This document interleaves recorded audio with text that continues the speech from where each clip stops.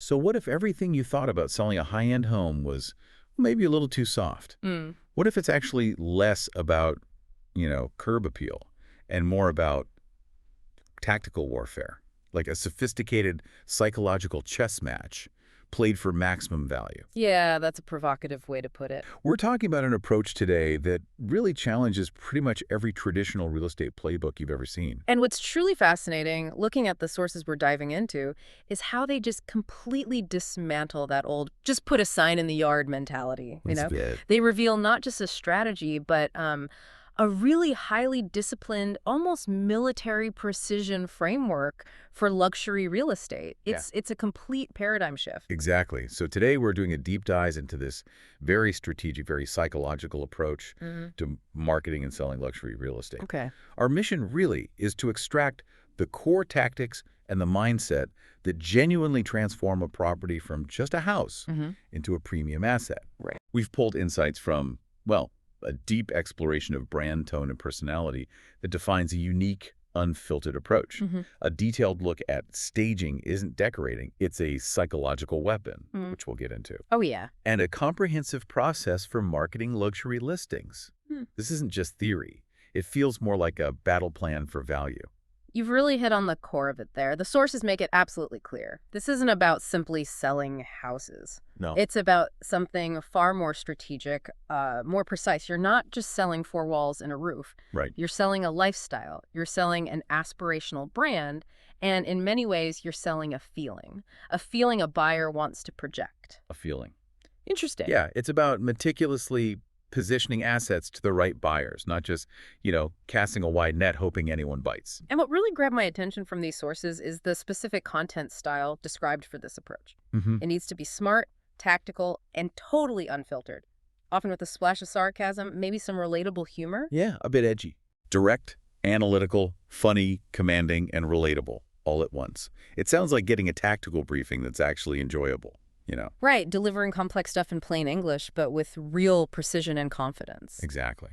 But how challenging is it really to keep that specific tone consistent across everything? Oh, that's a brilliant question, because consistency is the absolute key to establishing that brand. It's not just a tone of voice. It's like a declaration of a different approach. Okay. So phrases like, I don't sell houses, I position assets to the right buyers, they're not just taglines. Yeah. They embody that confidence and precision we talked about. Or luxury isn't a price point, it's a presentation. I like that. Every word, every photo, every single interaction has to reinforce that specific narrative.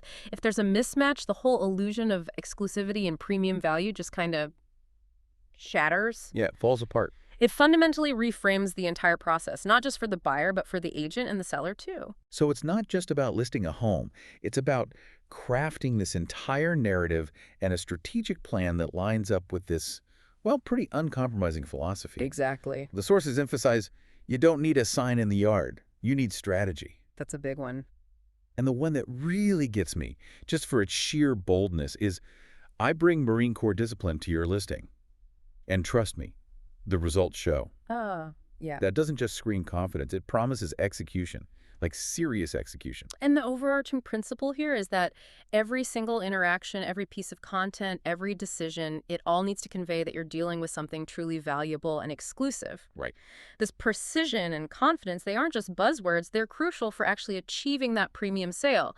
It's about creating this undeniable perception of value from the very first touch point. Okay. A perception so strong, it shapes the buyer's entire journey. Now, this next point really sparked my curiosity from the sources. Before you even think about dazzling photos or, evocative descriptions, the absolute first step is to know exactly who you're talking to. Yeah. It seems so obvious, but it feels like it's often overlooked, doesn't it? Oh, absolutely. It's the critical first domino. Yeah. And it raises an important question. How can you possibly craft the perfect high-impact message if you don't truly understand the psychology of who's receiving it? Right. You're just throwing darts. Exactly. That's where step one, strategic buyer profiling from the My Process source comes in. It's not just crucial, it's foundational. Foundational. Because it guides everything that follows: pricing, staging, marketing channels, the works.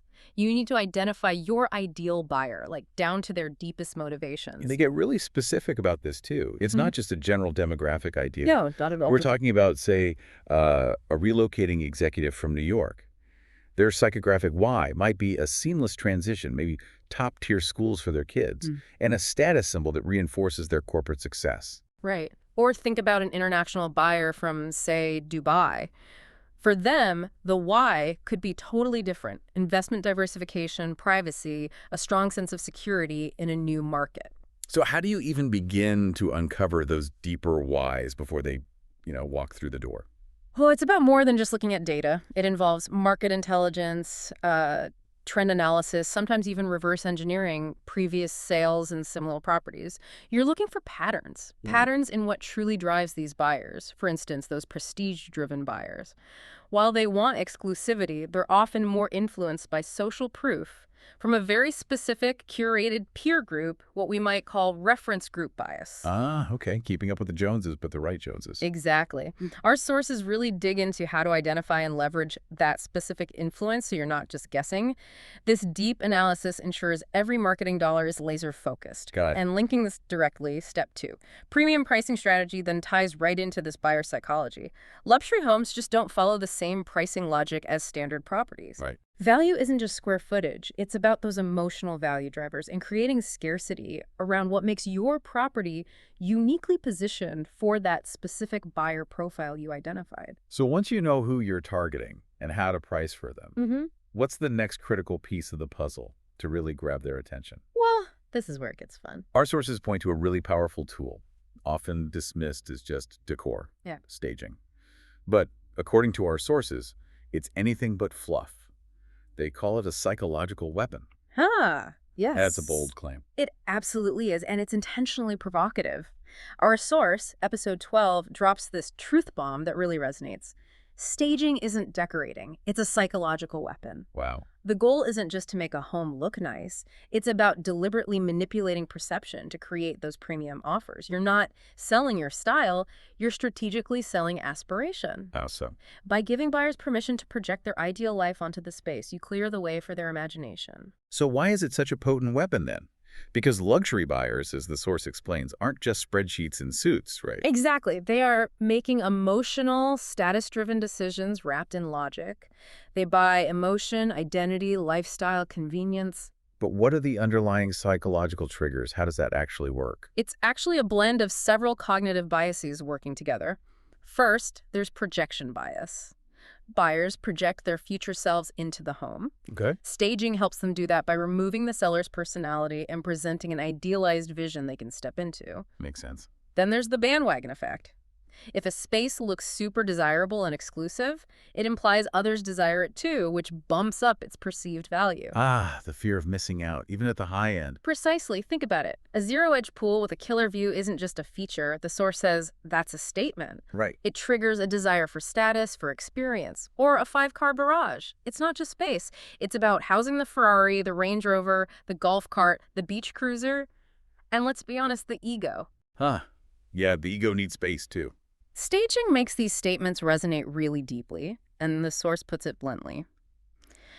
Nobody cares about your custom tile mural of koi fish you imported from Bali. Ouch. They care about how the home makes them feel. It's a brutal truth bomb, but honestly, who hasn't walked into a house and seen that one thing and thought, oh, bless their heart, but absolutely not.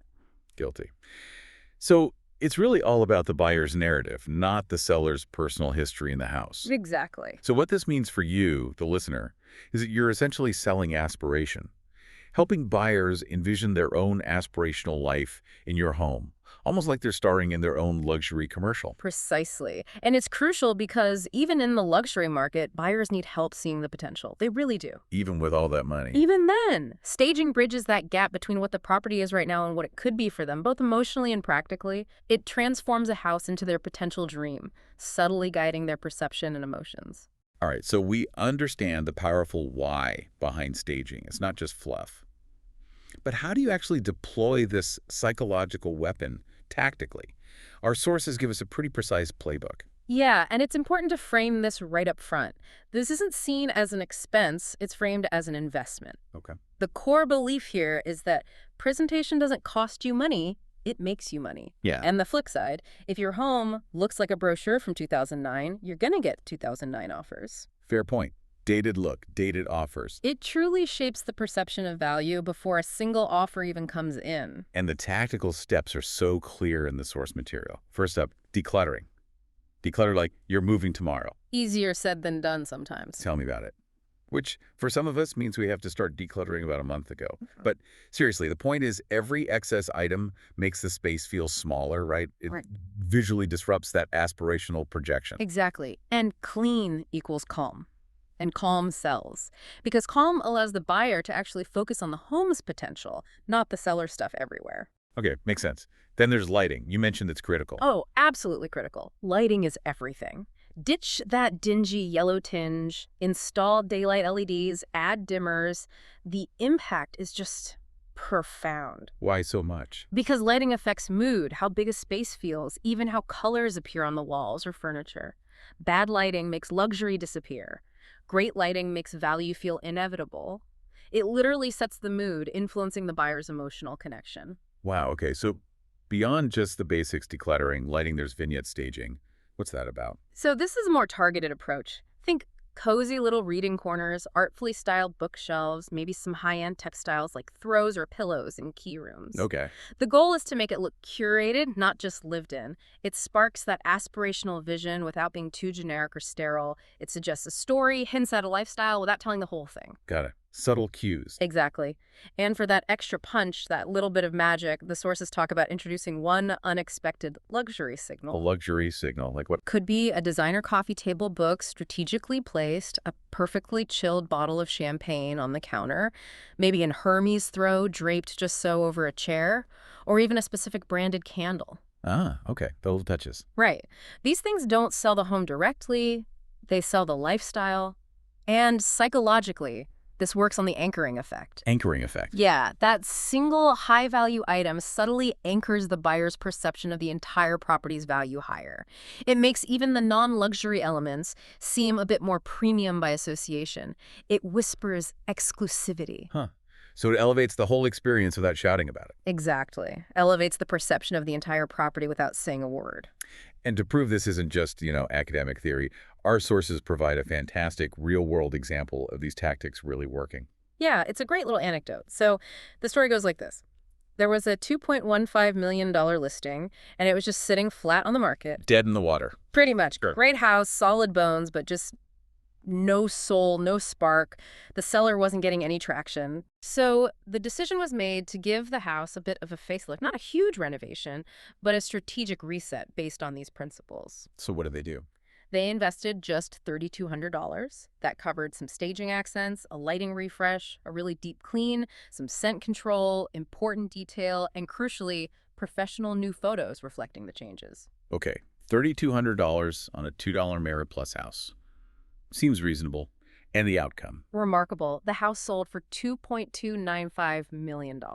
Wow. Full asking price, and get this, in just 18 days on the market after sitting stagnant before. That's incredible. And the buyer reportedly walked in and just said, "It just felt like I was already home." See, that's it. That's what happens when you turn staging into a strategic weapon, not just, making things look nice. It literally paid for itself many, many times over. It's absolute proof that value isn't just measured by square footage, it's measured by emotion, impression, and that impeccable presentation. It really demonstrates the ROI for this kind of tactical thinking. Okay, so beyond staging, which is clearly powerful, our deep dive shows us that the entire marketing and negotiation process for these luxury listings needs that same level of strategic thinking and relentless discipline. Absolutely. It's a continuum. The My Process for Marketing Luxury Listing source really outlines the full journey. Once your buyer profiling and pricing are strategically set, Step 3 is cinematic presentation. The idea is your home deserves to be treated like a feature film, not a quick snapshot. Okay, like a movie trailer for a house. Sort of. This means investing in high-end video walkthroughs, maybe breathtaking drone aerials if the property warrants it, virtual twilight photography to capture that perfect mood. Twilight shots are nice. And sophisticated lifestyle storytelling that shows the home in use, being enjoyed, not just sitting empty. Each asset is meticulously built to trigger emotion and drive action. Okay, then we move to step 4, multi-channel luxury marketing. And this isn't just about sticking it on the MLS and hoping for the best, right?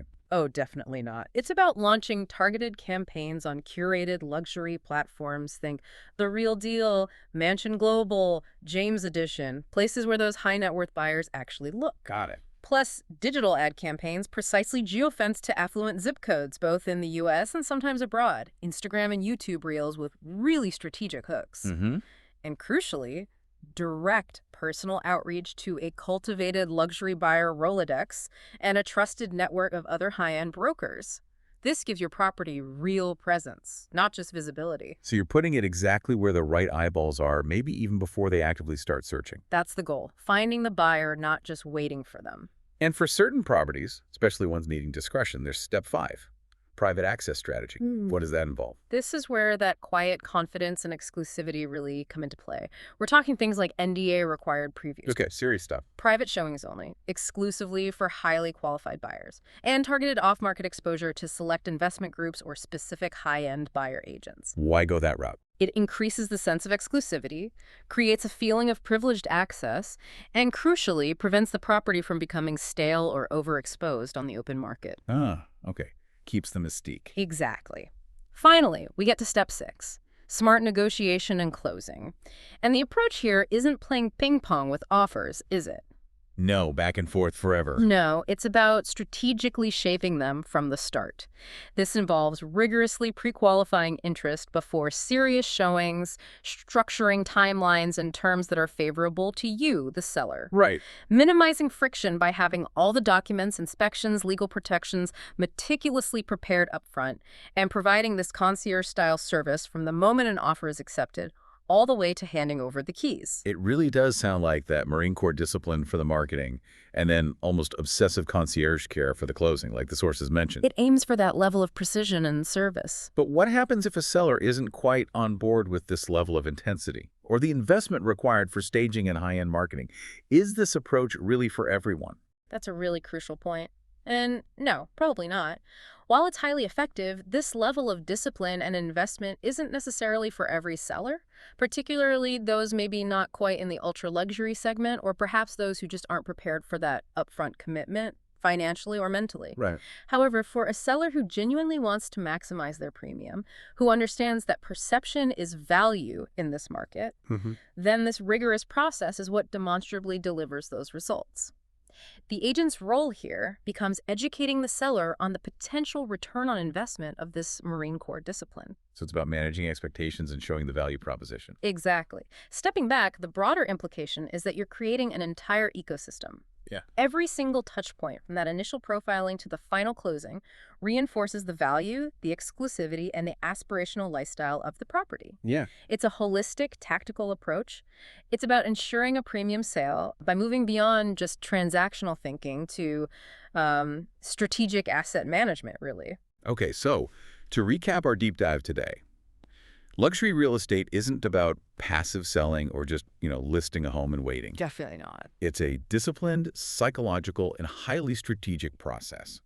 From meticulously understanding your ideal buyer to wielding staging as a potent psychological weapon and executing multi-channel marketing with almost military precision, every single step is a calculated investment designed to create a premium sale. It's about being proactive and precise, understanding that value in the luxury market isn't just found. It's meticulously created, presented, and then reinforced at every single turn. What's the practical takeaway for you listening to this deep dive? Well, it means thinking like a strategist, not just a seller, whenever you're dealing with any high-value transaction. Good point. And maybe even beyond real estate, consider this.